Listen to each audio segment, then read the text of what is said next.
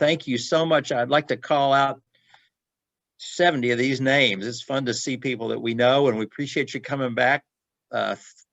32nd week, phase 28. So the 28th time we've done this since mid-March. And so appreciate so many of you coming back. I'm Lyle Hanna with the Hanna Resource Group. And if you dialed in for COVID management information, you're in the right place. We're going to have a great day today. Since the last meeting 2 weeks ago, we've had a lot of fun calling up people that participated, particularly people that were first timers the past couple of sessions, just to see what they think and get some input. And one thing we got pretty loud and clear is we ought to try to keep these to an hour if we can, because it's hard to stay on that extra half an hour. So we're streamlining it today. We're going to hit you fast and furious, but it's some great information. I hope you really enjoy it. And we're wide open for questions. So see the chat box down below. Give us some chat. Let us know what you're thinking. If you've got questions, we want to hear them. No outside guests this time. It's all about us, and we got a lot to share. Of course, Jim Morris is here. He's going to kick us off today. He's got a lot of stuff to share, mainly Kentucky things. The federal government is still iced over, not getting much out of there right now, but Jim will share that with you. But Troy Landoch is going to, part of our team. He's our Vice President of Operations. He's going to share some things that we've heard in these calls. One of them is about performance management. How are people doing that? What are they doing there? So, and Brad Patrick is going to be doing some questions, giving some questions. And so we're looking forward to a great day. We've got our regular team. So Allison and Autumn and Chase are on board, and they're going to help run things and field some questions too. Let's go to that next slide. And so start off with Kentucky Supreme Court and Kentucky related issues, and then we'll hit some federal things, and then we'll jump into performance management. Team, anything else I've forgotten? Nope. Let's press on. Everybody knows Jim, what a great guy and a local attorney, Morris & Morris. Jim has kept up with every step of this crazy thing, and I know he loves it. So look at that. That's back when he was on the beach. He's left the beach, he's come back to Kentucky, and now he's operating out of his office. So Jim, take it away. All right, so like it says there, I'm going to be covering a lot about the Kentucky Supreme Court. We've got some other issues, and I hate to be the bearer of doom and gloom for businesses, but today's not going to be a fun day. Let me run through all this and let you know what's going on, and then you guys can post questions if you have them. So the biggest and most critical for Kentucky is the Supreme Court. The Kentucky Supreme Court was asked to review situation involving Governor Beshear's executive orders. Last Thursday, on the 12th of November, they came out with a, yes, I'm serious, 103-page opinion affirming Beshear. Now, I do have that opinion. I'm going to post it in the, I have it. So here you go right here. Enjoy reading it. Don't read it right now. Listen to me first. So I'm going to break this down really, really quickly, but it's sad to say this. 103-page opinion, and quite frankly, all our Supreme Court did was punt. I was rather disappointed because I see this being a recurring issue, and yet, by and large, what they did was say, yeah, there are certain things that probably should have been done differently, but hey, he made some changes, so the things that are in front of us from April or May are no longer valid because he made changes. So, hey, bring it back to us if you don't like other opinions or other orders, and then we'll address those. So the problem is that there's no definitive answer to some of the serious issues with regard to executive orders. There is definitive direction, though, that that Governor Beshear has the authority to do what he did, at least temporarily. So let me go through this. These are literally quotes in the order, so I didn't take it out of context. I'm not trying to change things. It literally asked, did the governor properly declare a state of emergency and validly invoke the emergency procedures that are available to him? The answer is yes. I'm not going to read all of this word for word, but if you need to look at it, you can. Also, one of the questions was, could he do that when the legislature literally says he must have request from the local authorities to do so, and their answer to that was, nope, doesn't need any local authority guidance. The surprising thing here is this, and what the Supreme Court has basically said is, hey, legislature, you did it. It's your fault. Go back and fix it. Well, the problem is only one person can bring the legislature back into an emergency session. It's not the legislature. Our Constitution says the governor can call the legislature back into a special session. Until and unless the governor calls the legislature back into session, our Supreme Court has literally said, handcuffs are off, go do what you need to do to protect the citizens of Kentucky. So, we walk through this. 1, he has the authority. 2, those powers are not in violation of the separation of powers. Why? Because the legislature was dumb enough to put it into the legislation itself, into the statute, that the governor during any declared state of emergency has unfettered control to issue any and promulgate any rules necessary, quote, during the emergency. Now, what they're saying is, hey, it may not be smart that they did this, but this is the legislative body that gave him this authority. So now he is acting within the authority granted to him by the legislative body, and the judges are not going to interfere. The third one is the 13A. I'm not going to get into what the chapters are. 13A requires that any regulations that are issued in the executive branch have to go through a public comment and public discussion and be approved and so on. But the problem is the legislature set this up saying literally, and this is the key to the whole opinion, they could have done it in one sentence. The General Assembly authorized the governor to act through executive orders and regulations that supersede, quote, all existing laws, ordinances, and administrative regulations. In other words, our Supreme Court has literally said, whether you like him or not, this is not a political. At this very moment, during any emergency, the legislature has authorized our governor to become king and lawmaker, law interpreter, and law enforcer. The next issue they addressed was there is one issue, one subpart of one executive order out of the literally 24 inches of executive orders that our Supreme Court said, yeah, we will address that one. That one was wrong, but they fixed it. And that one was, yes, he is still governed by the Constitution. No, he cannot do things that are unconstitutional, even though the legislature gave him that authority to act as a king during an emergency. They don't use the term king.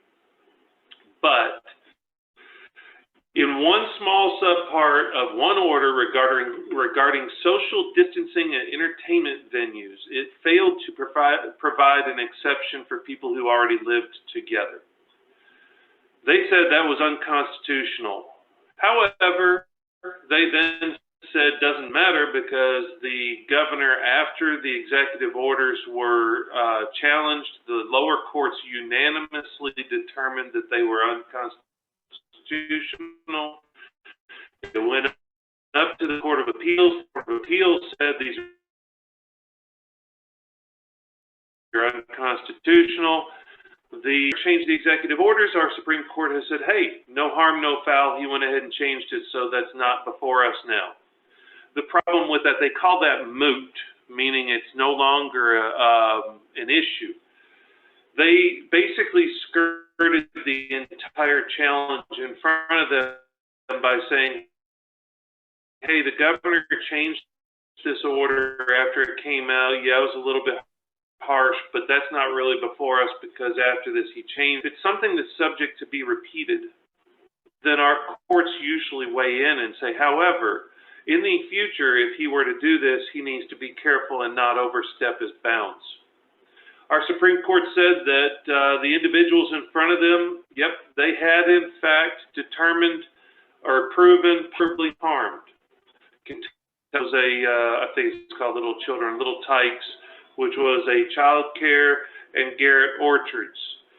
The Supreme Court said, yep, you may have proven that you were irreparably harmed by these orders, and you may have proven that there is no remedy for your business being destroyed.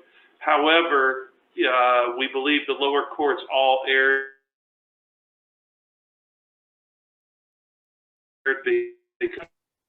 Therefore, weigh the interest of your business versus everyone else, you're out of luck. So basically it said you've been harmed by the governor's decisions. They may have overstepped, but he changed them, so now it doesn't matter.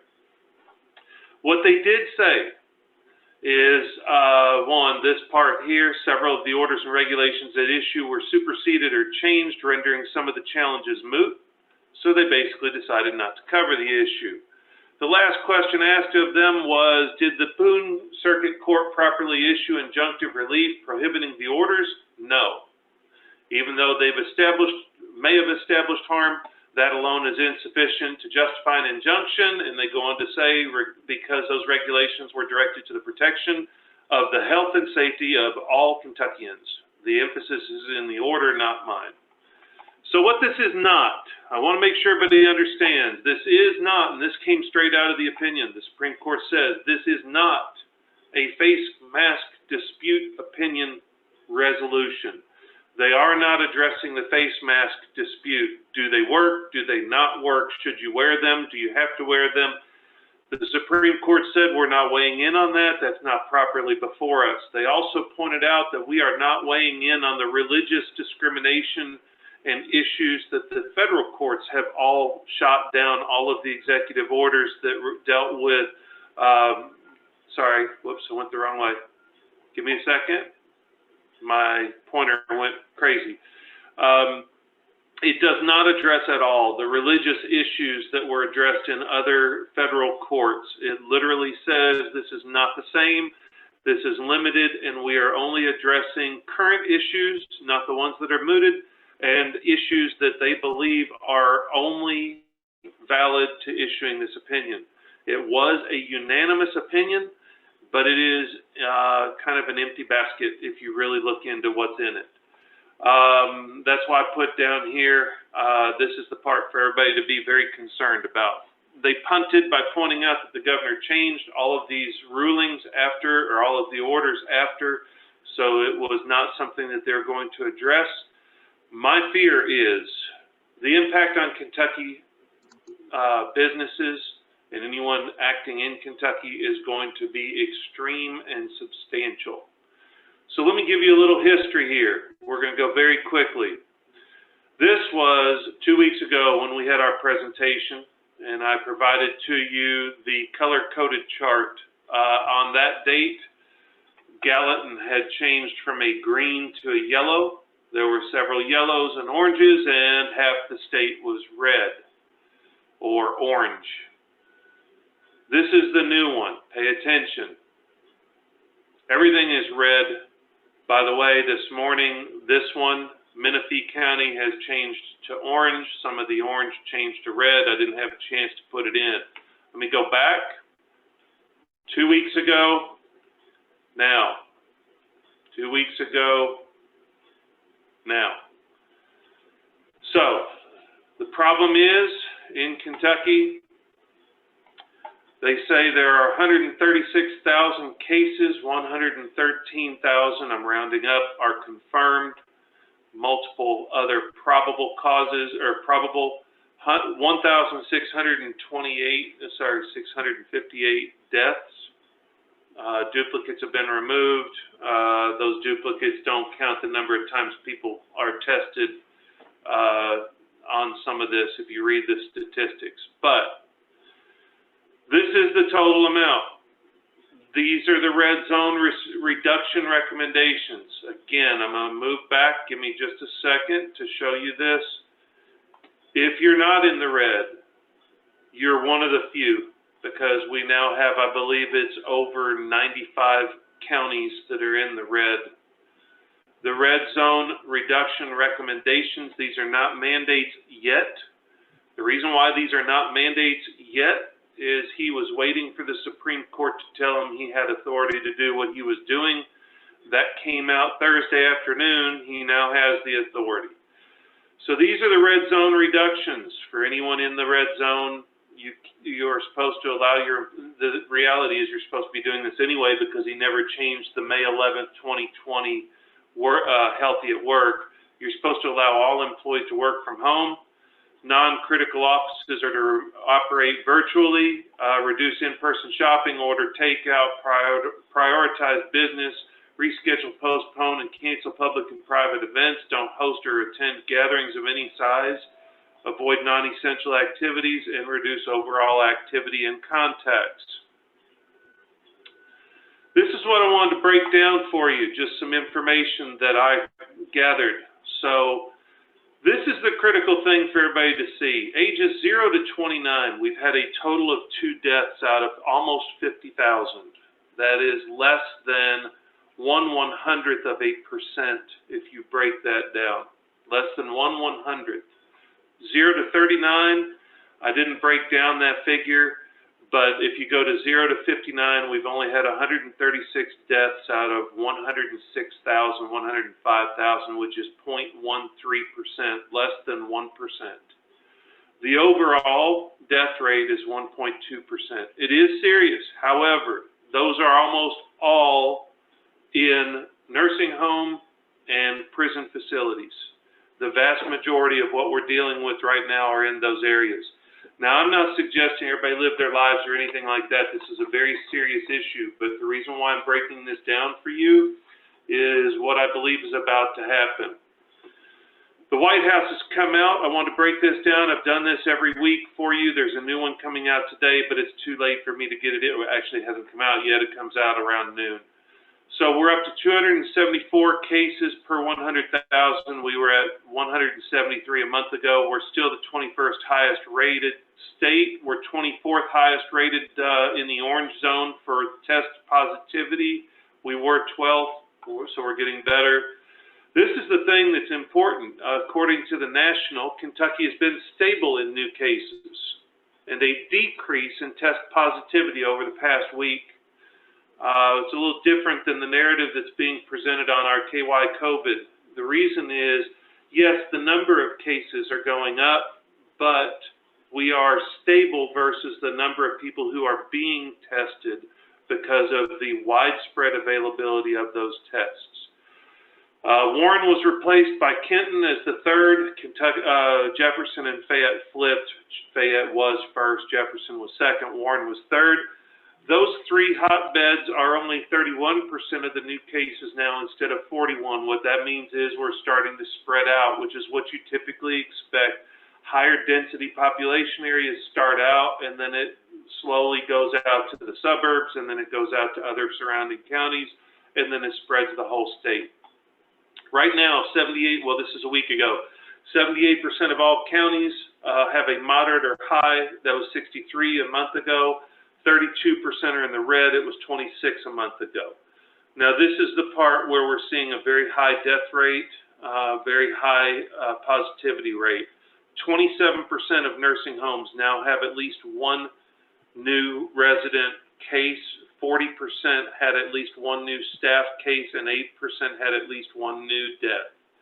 That's where our hotbeds are. It's the same nationwide. So this popped up on the screen about a week ago. Kentucky came out with guidance for Thanksgiving. Right now, this is guidance. It literally says in the guidance that this is subject to governor modification and subject to further governor mandate, which means exclusion by force, basically, that he has the ability to issue more directives. This one is for his recommendation right now: avoid all in-person gatherings with people who don't live with you, wear your face mask everywhere, maintain social distance, avoid any large gatherings, especially those indoors, do not host or attend a crowded parade, and avoid shopping. He then goes on with anything that's in orange and red, talking about no family gatherings for anyone that has any family outside and so on. Again, right now, recommendation. But this little part here is what has me very concerned. So now here's the bad part. Saturday, Governor Beshear came out. Now these things usually happen on a Friday and Saturday because media doesn't really cover it. Everybody's having fun on the weekends. Nobody's paying attention. Governor Beshear came out with an announcement on Saturday, and he literally said, if we don't grab a hold of those red zone county reduction recommendations, the ones I just showed you, if we don't see those steps being done and ultimately see those numbers coming down, we're going to have no choice but to take additional steps as we move forward. Please take this seriously. You are either part of the solution fighting the good fight to help other people, or you're helping to spread this virus. Reading between the lines, what that means is, and this is again, non-political, but very concerned about businesses, we're headed for another shutdown.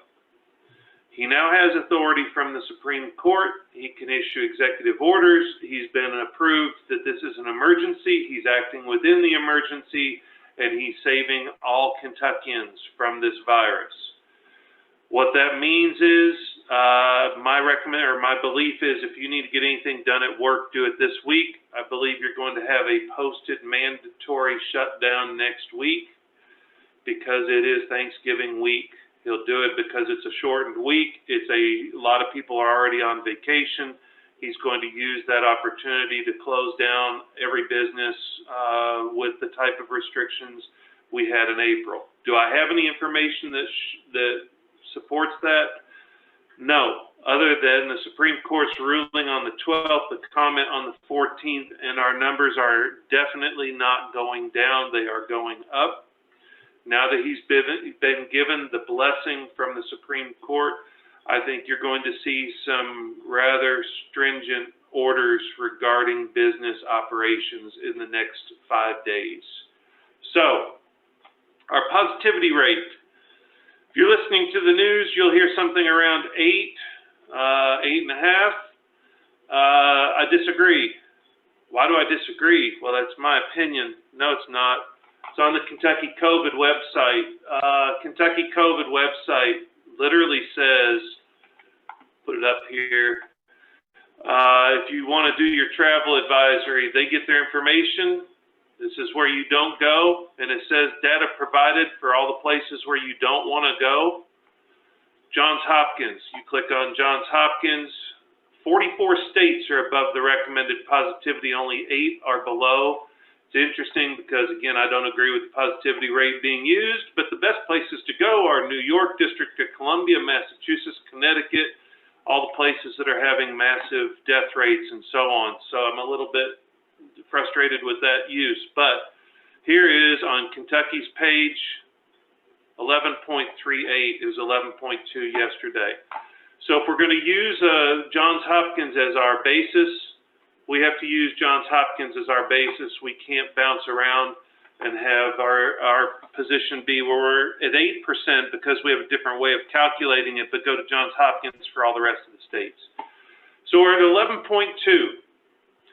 So the problem is with the Supreme Court's limited opinion, while it cautioned that some of these actions were potentially unconstitutional, it really never said anything to shut down what was going on. What that means for businesses, in my opinion, is there is probably another shutdown on the horizon. The imminent harm is no longer sufficient. That's for anyone who's going to lose their business. Our Supreme Court said that doesn't really matter compared to the lives of Kentuckians.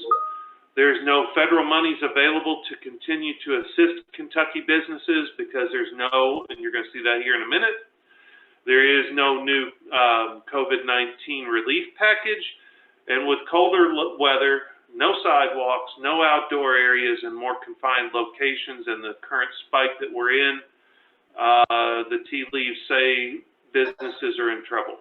Sorry to be doom and gloom, but that's where I believe we are. All right. Speaking of tea leaves, post-election dispute continues. House doesn't want to get off of its $2 trillion, but the House Speaker has lost some of her... You scared me, Daddy. We've lost some of our they've lost some of their speaker status because some of the people are being voted out. So we don't believe that she has the power to make the assertion to stay at the $2 trillion. Likewise, in the Senate's a little bit discombobulated right now because, because of the elections as well and everything going on. So the Senate doesn't really have the backing to come up off of the $500 billion skinny bill. So they're $1 trillion to $1.5 trillion apart. No one can get anything done. Trump tweeted and requested on Saturday that both parties get their heads out of the sand, not exact words, but try to get back to doing something for the people who are suffering. House and Senate can't get their acts together. There's a reason why the approval rate of the House is around 11%, and the Senate's around 19%, and Congress itself is worse than tax collectors in terms of the how people look at them in their business. So there are no new talks scheduled. The last one was on Thursday of last week. The White House has requested it. The House Speaker and her team has said no, they want $2 trillion or nothing else. Senate says they're not going to take up anything at this time. Ultimately, businesses and working class are who's going to suffer. I think everybody is to blame. Everybody loves to point to each other, but I think you can look at it and see there's enough blame to go around. I'm sorry you didn't get anything. I've been predicting something would be coming after the election, but now the election didn't go the way anybody thought it would go on either side. Whether people thought that someone was going to get the White House and the rest of it, or whether someone thought that they were going to keep it. Everyone's a little bit confused right now. So nobody's doing anything. OSHA update. They provided, I've been telling you the amount, I didn't include it this week. They're up to around $3 million, $2.6 million in collections on citations related to COVID-19. Didn't put it on here. But they did come out with some guidance on their website with regard to COVID-19 citations. The biggest area they're looking into is respiratory protection, recording and reporting occupational injuries, illnesses, and fatalities. PPE and the general duty clause that we talked about last week, which is you always have a duty to provide a safe and healthy working environment for your employees. If you haven't been doing that, that's where they're saying that there's a problem. So they then went down through to talk about some ways to avoid them coming in to investigate, and those are listed here. I'm not going to reread them because they're pretty much what I told you last week. Take a look at last week's if you want to get into detail. Take a look at their website if you want to look and see what their recommendations are. It literally, for the federal government, I was really impressed. It's a one-page synopsis. It was really impressive because they can't even say hello in a page. So I was really pleased with them doing that, but it was not a huge earth-shattering announcement. This is what I broke down for you last week, or 2 weeks ago. IRS issued a warning that I thought I would throw out to you, because if you're getting a text on your phone from the IRS saying, congratulations, you've been approved for a secondary COVID payment, or direct deposit of your treasury fund, or anything along those lines, the wording is right here. It is a phishing scam. It is something that they are actually emptying people's bank accounts by asking for your private information. The IRS has begged that this be put out there, so I thought I would put this on here because it is a link to a fake phishing website. The IRS reminds you they will never ask for your account information by text or tweet. They will never ask for private login and password, and please don't be foolish enough to put it on there because somebody may take it from you. So if you get one of these, here's the information. Please send it to those individuals at phishing@irs.gov. That's with a PH, just in case you think that we're talking about phishing with an F. So there are a couple of other things. Actually, I think we about covered it all. If anybody has any questions, I will be looking through these. And we're to the question and answer. So anybody have any questions or questions that need to be addressed? I'm sorry to be the doom and gloom. I will look through the chat if you want me to do that so that we don't slow anything down on Troy's presentation. We don't have any questions right now, but if anyone has questions, go ahead and put them in, and Jim will monitor that. Yep, and the other thing I'm going to do, yes, Tiffany, I'll link to the Johns Hopkins. Here's what's getting ready to be dumped in here. I'm going to link to the Kentucky COVID page, to their travel page that will have the information about where to travel, where to not travel. I will also be linking to OSHA for their one page, and probably the IRS as well. Anything that I've referenced, I'm just going to send the links up there. So if you need anything, just stand by and I'll get it to you as soon as I can. Jim, thank you very much. Any other questions? Nope. Go ahead. I see that one. Are you going to say something on them? Oh, what do you think will happen to essential businesses this time? Yeah, I'll answer this one if it's okay, Troy, and then I'll hand it over to you. Then the rest of them I'll answer at the very end if we have time, or I'll do it in the chat. So I think that essential businesses are going to be addressed again in the same way they were in April, and non-essential businesses are going to be closed down. That's how I feel like this is going to happen. I think that you're going to have 6-foot social distancing, reduced back, no restaurants, no bars, no non-essential. Definition of essential will be the same as it was. It'll be grocery stores, dry goods locations, hospitals, nursing homes, and so on. And again, this is all conjecture on my part, is just reading the order from the Supreme Court that basically gave carte blanche to the governor to do what he did the last time, and said everything he did in April was okay because he then made changes to it. I just have a feeling that we're in for a rough December, and I think it's going to start next week at Thanksgiving because the numbers are all going up. So what you saw in April with the mandatory shutdown in non-essential businesses, I believe is what you're going to see next week or the week after. I think it's going to be a rubber stamp of the previous executive orders. Sorry to say it, my prediction only, no inside knowledge other than the tea leaves and a couple of people that tell me what they're hearing, but it's just not good when you see, yes, everything you did before, we're okay with it, you can do it again, because that leads to another shutdown based upon Saturday's comment that if we don't get this under control, he's going to shut everything down. So I'm using the quote from the governor, Saturday's press coverage of the governor, and just looking at the numbers that are increasing, new daily records every single day on positive testing is just not good news for businesses. But if you can work from home, you can still work from home. If you work from home, I think everybody's going to be back working from home. Construction, the question that popped up about construction, I don't think that construction was ever an essential unless it related to an essential business. I'm not positive on that.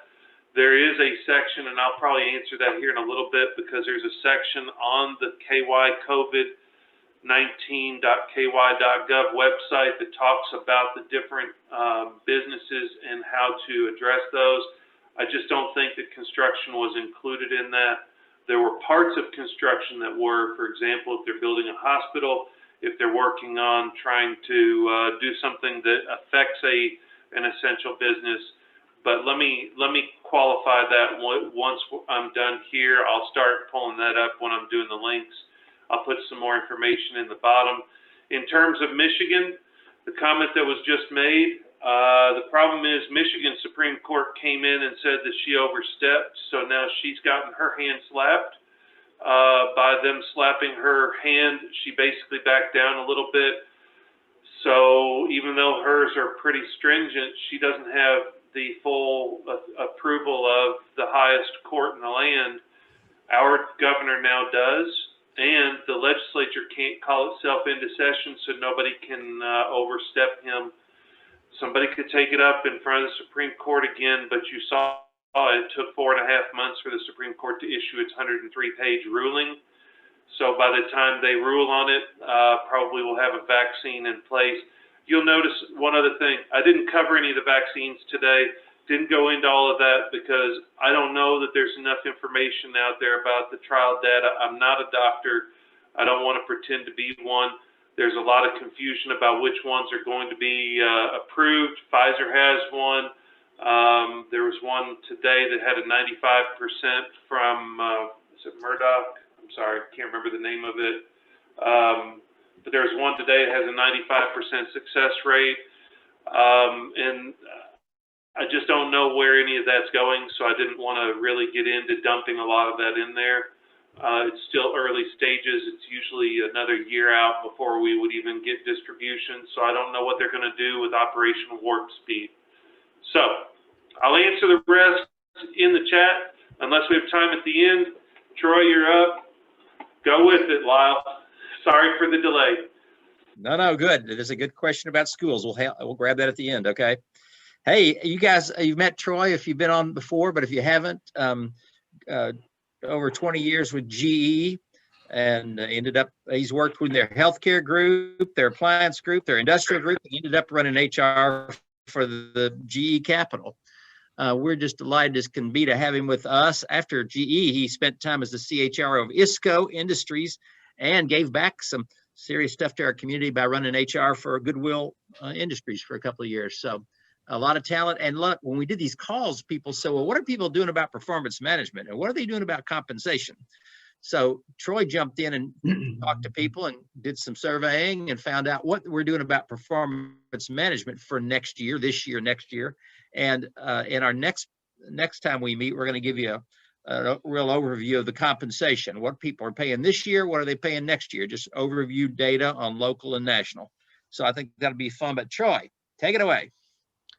All right. Well, good morning, everybody. As Lyle said, I'm Troy. And after listening to Jim, I'm sure we could all agree that we're excited for 2020 to come to an end. So, Jim, thanks for all that uplifting news that you had. But as we know, as one thing comes to an end the year, other things begin. And most companies start their performance management sessions right around this time. So we're going to take the next 10 to 15 minutes kind of to share what companies are doing about performance management during these crazy times. So, but before we get started, we wanted to conduct a poll and find out what people think about performance review. So Autumn, we'll throw up a poll here, grab your mouse and provide us some quick feedback here. Tell us what you think.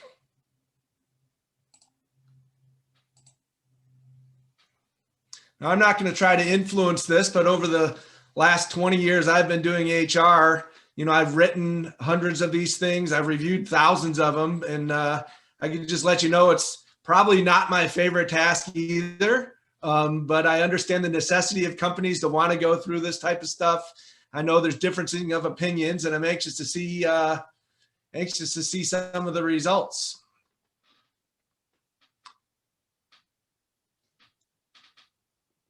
Autumn, do we have any news, or who's running the poll? Chase is, and I can stop it if you want me to. yes, that would be great.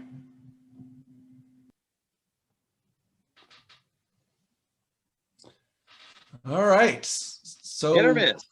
Yeah, a lot of people don't appreciate them, and I'll show you what I found on the next slide. If you look at what I found on Twitter, you know, look at some of these responses. At Peg Troph, I didn't cry or yell during this year's performance review. Hashtag I'm making progress. You know, at Ndent16, I got my review and work attire above all things was listed as a strength. No mention of my actual performance whatsoever. Hashtag I'll take it. And the one I thought was kind of funny was I worked 60 hours a week and my evaluation was 6 minutes long. Hey boss, thanks for fitting me in your schedule. Now I'm going to work 8 to 5. So it kind of corroborates that quick poll that we had. And here's some of what the research is talking about. 50% of companies or employees say that they're not really motivated by doing performance reviews. And more than half the companies think that performance reviews don't lead to improved performance. And I'm sure Brad Patrick will agree to that too. I read an article not too long ago saying that Mercer in 2019 did a study and said only 2%, that's 2%, believe that performance management systems actually deliver values. And I think it's more along the line of how can you really correlate a great performance review process to good business outcomes. And so before COVID hit, we just proved that performance management had its challenges. You know, I can't imagine what it's going to be like during this year, but why has it been so challenging? You know, a lot of people refer to antiquated processes. I've seen businesses that have continued to use paper forms with no goals. They're long narratives that managers have to write that are, you know, around teamwork, around communication skills, et cetera. It's also very time consuming. You know, 95% of the time around performance management, people are writing reviews, getting reviews approved, going to training on the new tool that the company just launched. And very little time, let's say 5%, is spent on the actual discussion itself. And really, that should be flipped. More time on discussion. The employees, they also feel like they're being challenged during performance reviews. They're being judged. It's not really, you know, really good for their morale. And then just the final thing is the timing of this. It always happens at the end of the year, mostly happens at the end of the year, where you're trying to wrap up the fiscal year. You're planning strategy sessions for next year. You've got the holidays wrapped in and people taking time off. So, you know, all of this adds up to this is just difficult. So what are we going to do about it? I'm going to throw up another quick poll here and ask, are you guys revising your performance management process this year? Let's do another quick little poll.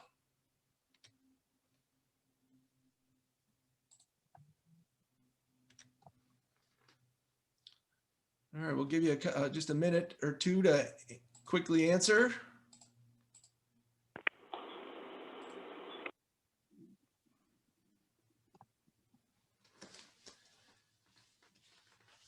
So, I mean, there's companies like Facebook that I've recently read that they decided to give all of their employees exceeds expectations this year. I'm not sure what that's going to lead them to do, but you know, that's an interesting approach. Others are scrambling around, probably like some of us right now. What are we going to do, and what type of last-minute changes are we going to make?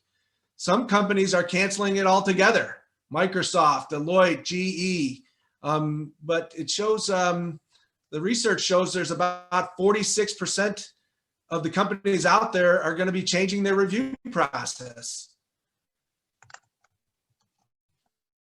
And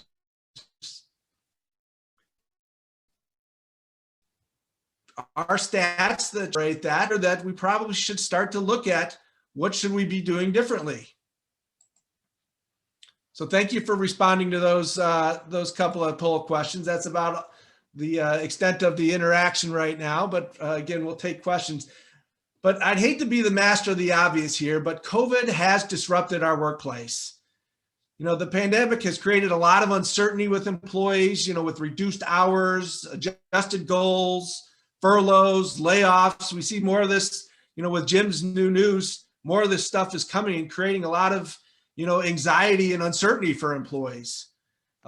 Performance management conversations, as we already just learned, you know, has been daunting for a lot of managers, employees, when they're not done properly. So now's the time to adjust your framework and provide some type of stability for your employee group. Next slide, please. But first, we got to talk about workplace biases. And I'm not talking about gender biases or racial biases. We talked about DE&I in the past couple of weeks. I've learned and researched that there are other biases that affect our the way we do performance reviews and to be objective in our performance reviews. And since most performance systems have been in-office designed, they need to be updated to create more fairness for what we're experiencing today. So let's explore a few of these biases that I think impact the process. The first is the recency bias. Many managers out there probably are acting a little bit like Janet Jackson. I may be aging myself a little bit, but she sung a song, "What Have You Done For Me Lately?" or "What Have You Done For Me Lately?" Okay, I won't be on any karaoke here anytime soon, but a lot of managers fall into that recency bias. And we have to remember that COVID, didn't really kick into effect into the late March, early April timeframe. And there was a lot of work done in January to March before we started to change the way we did work. It's possible your employees were performing at a very high level back then. And now that they're working from home and have to learn new skills, that they're maybe not performing the way you think they are, or maybe you just don't know. So a manager's job during this time is to really learn and think about the entire performance period and evaluate throughout the entire year, not just what we've done in the last couple of weeks. So the next bias, since everybody, has some working from home arrangements now, you got to be wary of the proximity bias, which is the notion that people place higher value on work that they could actually see, and which means evaluations become a lot more difficult in this virtual world because you're not seeing your employees on a day-to-day basis. You're not talking to their colleagues that they have interaction with. So we suggest that we enable our managers and we start to change the performance system to have a lot more check-ins with their employees. And not only with their employees, but the managers should be checking in with people that they've touched in their workplace. Maybe their customers, maybe other dotted line managers or some of their peers. But this proximity bias, could really change a manager's viewpoint. The next one is rater biases. We know that some managers probably had an easy time adjusting to the new work environment at home, but there are some employees not. And the rater bias is, if I'm good at it and I really can't empathize with an employee who's struggling, like it's not that hard to work from home. It could really impact the way they evaluate their employees. And this bias gets amplified, especially if you're starting to change the process where you're simplifying and not getting peer feedback, you're not doing 360 reviews anymore, you get rid of self-evaluations. And, if your manager's a tough grader, this type of bias, could really put an effect on the performance review process this year. And the last bias that I'm going to talk about is old grumpy cat here. It's a bias where it's natural to focus on the negatives during performance evaluations. And we all know that evaluations are an emotional roller coaster for employees. They're anxious, they're fearful, they're wondering what their rating's going to be. And we just got to remind people it's a performance review. This is not a criticism session. Research says that 90% of employees respond better to positive feedback and are more motivated by the positive feedback side. I love that grumpy cat picture. I used to work for that cat. Every performance review. So what can we do to ease the anxiety? And I kind of like this slide a little bit because it's some simple things that you could share with your managers. Instead of asking and providing feedback and asking the pre-COVID types of questions, did you hit your goals? Are your values aligned with their companies? We should ask feed-forward type of questions. And I've listed several of them there. What skills have you developed that helped you be successful during this pandemic? Have your career aspirations changed because now you're working from home? Or, what new tasks did you get to take on that I was not aware of because of the pandemic? And start looking forward, and you'll be in a better place when you start asking these types of questions that carry empathy and compassion this year. But I want to say, yes, we could be empathetic. The pandemic doesn't give employees the excuse to not be accountable or not deliver on their commitments. But again, when we just looked at all the data about the positivity and the types of things that employees have experienced throughout this year, empathy and compassion will probably take you a little bit further. So what else can we do to change our performance review process? Let's talk about the change of frequency and how often. This new generation is now like they're into instant feedback. You know, everybody's on social media, whether it's in Twitter or Instagram or Snapchat, and every single one of them has a like button on it on social media. You know, people take a picture of their dinner and, hey, they're looking the next 10 minutes. Look how many people responded.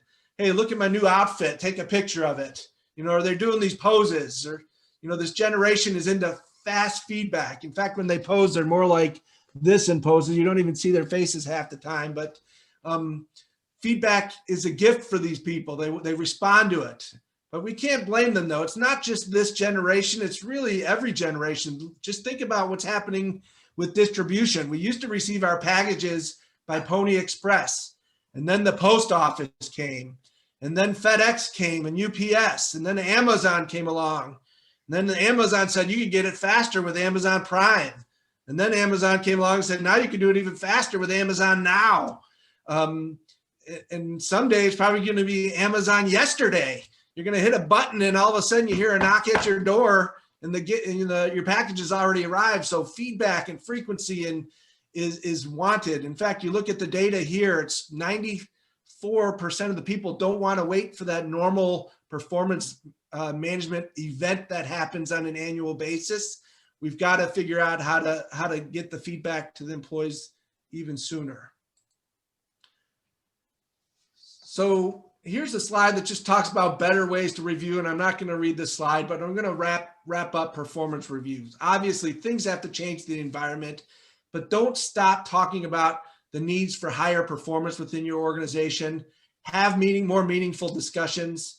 If you have to cancel bonuses or Christmas parties or company award ceremonies or what happens, don't forget that it's important to communicate that you still value high performance. You got to say, hey, we see what you're doing. You got to make that even more so because you're not seeing these people in person. And you got to just show your signs of appreciation for your employees, because we all know that reviews and feedback that's done better helps drive better business outcomes. It raises your employees' self-esteem. It fosters commitment to the organization and builds engagement. So we suggest that you continue to be transparent with what you're doing with your performance review process. Be flexible, get your managers to be fair, and most importantly, empathize with your employees during this COVID crisis.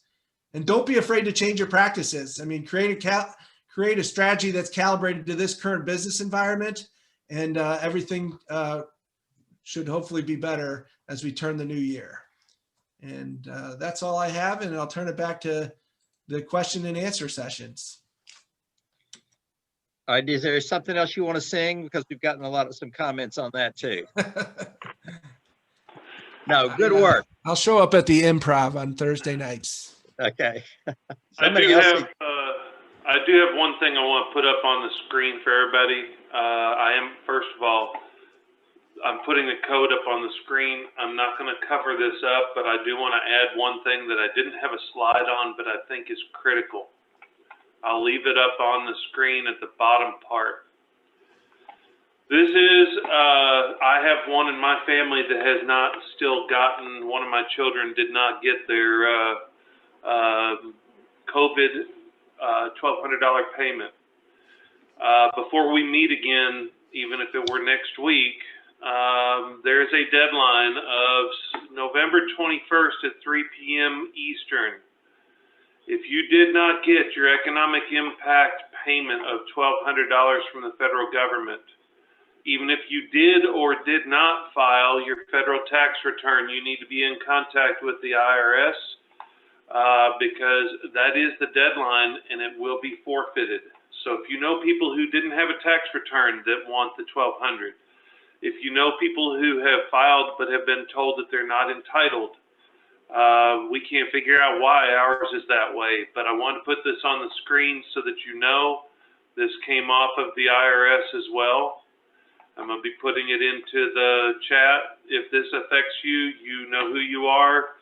Click there, contact them, and get information from them because your deadline is a week from yesterday, a week from Saturday at 3 p.m. Eastern.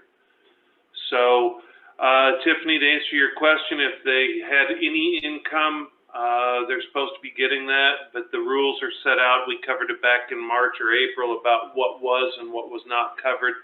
My son is in college but had enough income, submitted his 2019 tax return, and they said not eligible.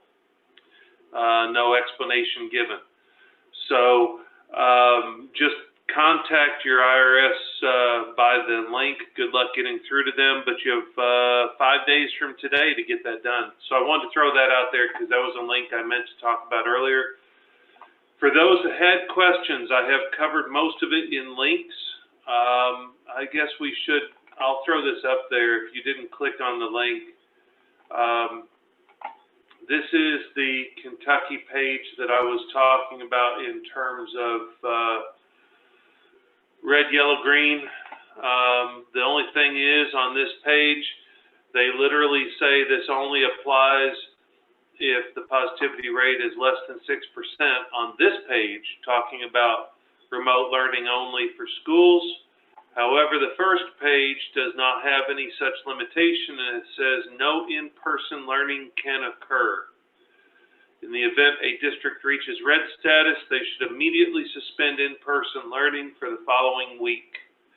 Should be determined at 8 p.m. every Thursday. So, and it's based upon the current incidence map set forth on the website, which is the page I just showed you where everything was red. So I wanted to share those things. The rest of the links were in there. If anybody has any questions, pop them in there. And please, I'll pay money. We'll do a donation for charity to make sure that Troy does not sing. Hey, just some comments back on Troy's performance management. All the folks on the phone and listening in that know me said, "Oh my goodness, we're going to talk about performance management. Please, please somebody constrain Brad." But Troy and I are very aligned. We, for 20 years, I've always asked this really general question to all the businesses I supported. Everybody raise your hand if you love to get a performance appraisal. You can imagine how many people raise their hands. I ask all managers how many enjoy putting them together. So then I say, well, how much of our performance appraisal can be attributed to our business performance or creating a sustainable, enjoyable work environment? And also very little answer. So I go back with all my evidence to the CEO or top manager and say, nobody wants to do this. It's really painful and bad, and it's not really useful, and our business isn't getting better. And their response is, Brad, we have to do them because if we can't fire anybody unless we have a performance appraisal. So I do my stats again, and I find that we don't really fire that many people. We actually have people quitting on their own more than we have people fire, one. And number two, when I do go to a file and actually find a performance appraisal, it is usually written so poorly that the attorneys come to me and say, you can't fire this person. You said they were a nice guy and they worked really hard. So when you look at everything, we're at this great opportunity, and that's where I think we are with performance management. So I'm most excited that this is a wonderful opportunity for ideas. I saw Amy Keith put a note up there in the chat. This is a grand opportunity to try something different. The conditions are there for you to have a discussion. And like Troy said, the performance management program that I've implemented, and I got a nickname called Practical Brad, here's the name of my program. It's called Managers or Supervisors Talk to Their Employees 52, 26, or for goodness sakes, at least 12 times a year. And that's just in line with what Troy said, is just get into a simple conversation. I like one-pagers. What's going well? What's not going so well? What do you want and what do you need from me? So in other words, it's a conversation. And I think the circumstances of the year has put us into that mode of, hey, let's try something different. So a best practice consideration is just take your performance appraisal process and go to a one-pager. And we have plenty of folks at HRG can help you with that, give you the ideas, but something very, very straightforward. Just to get into a conversation and have people talk about what they're about the now and what they're struggling, how can you support them? And I think if you do that 12 times a year at least, and then at the end of the year, if you have to come up with some number or rating or something like that, you take 12 pieces of paper and you add it up and you overcome a lot of the biases that Troy laid out for you, I think. So anyway, that's what Practical Brad would say. And I know a lot of people are breathing, Brad's not going to talk an hour about how to make this a better process. But I think what Troy put out there is a really thoughtful way to go do it. And it's an exciting time for me because you can really try something different right now because all the conditions are set up for you to do it differently. All right. Good input. Thank you, Troy. Way to go. Brad, Jim, as always, terrific program. We've gotten some nice feedback. We're right on the 1 hour mark. Anybody else wants to add last moment here? All I right. get credit for getting done in an hour, by the Yeah, way. and Getting done within the hour time frame. And I mentioned early on that we've been hanging around after these calls for a little bit. If you want to get to know some other people that are on the call, or you want to just ask us something in a group setting, you can turn on your camera now and turn on your microphone and say a word or two. Thanks for joining us. We'll be back in 2 weeks. Have a great Happy Thanksgiving. Thanksgiving. Yeah, happy Thanksgiving. And yeah, if you're going to turn on your camera, make sure you're dressed.